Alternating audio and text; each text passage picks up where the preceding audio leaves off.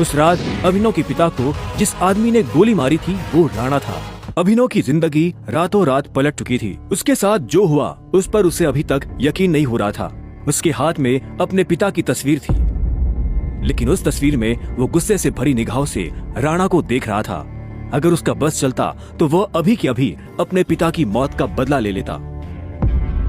मैं तुमसे पूछना ही भूल गया, इतने सालों तक तुम थे कहाँ थे तुम? पापा के जाने के बाद मैं एक अनाथ आश्रम में पला पड़ा। कई सालों के बाद वहां से निकला, काम करने लगा ताकि पढ़ाई के लिए पैसे जोड़ सकूं। लेकिन इस दौरान आप लोगों ने मुझे ढूंढा क्यों नहीं? टाइगर, ऐसा नहीं है कि मैंने तुम्हें ढूंढने की कोशिश नहीं की। जैसे कि मैंने तुम्हें बताया कि तुम्हारे पापा के जाने के बाद माफिया वर्ल्ड में अफरा तफरी मच गई थी। हम उसे भी संभाल रहे थे और तुम्हें भी ढूंढने की कोशिश कर रहे थे, लेकिन वक्त के साथ साथ तुम्हारा चेहरा भी बदल रहा था, इसलिए तुम्हें ढूंढने में बहुत मुश्किल हो रही थी। फिलहाल अब तुम मिल गए हो। अब तुम्हें देखकर मोंटी और बाकी सब लोग बहुत खुश होंगे। मोंटी का नाम सुनते ही अभिनव को गुस्सा आ गया था।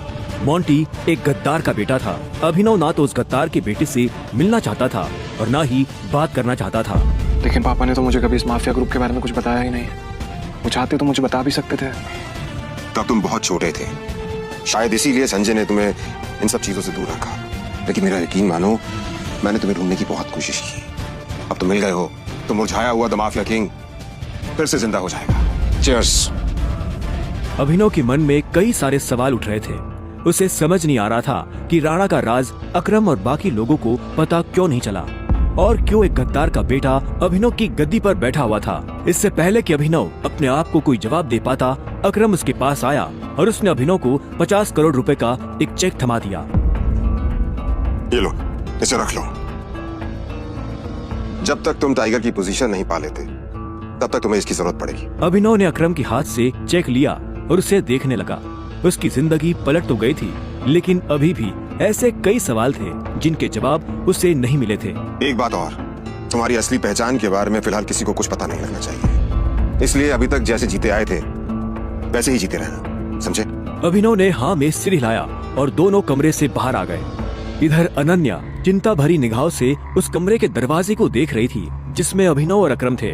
वो ये जानने के लिए बेताब थी कि उन दोनों के बीच अंदर क्या बात हो रही थी और अभिनव को आने में इतनी देर क्यों लग रही थी। लगता है आज अभिनव अपनी दवा चखेगा।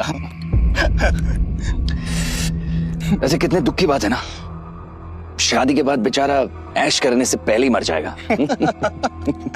ये सुन अनन्या को झटका लगा। वो जानती थी कि अकरम के लिए किसी को मारना कोई बड़ी